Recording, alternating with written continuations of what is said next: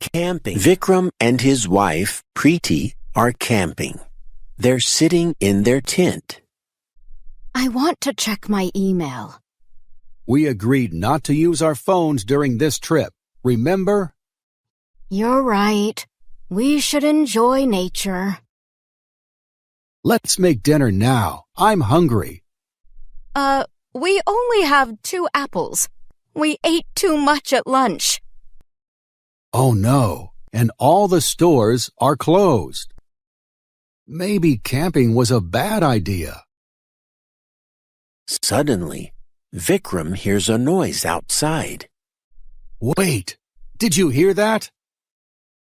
No. Maybe it's a bear. Do bears like apples? I'll look outside the tent. Be careful. What do you see? It's so dark. I don't see anything. Wait, I see something near that other tent. What is it? It's a guy delivering a pizza. Really? Yeah, those other campers ordered a pizza. Preeti takes out her phone. What are you doing? We agreed not to use our phones.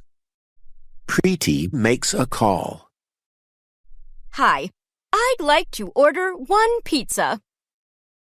Actually, order 2.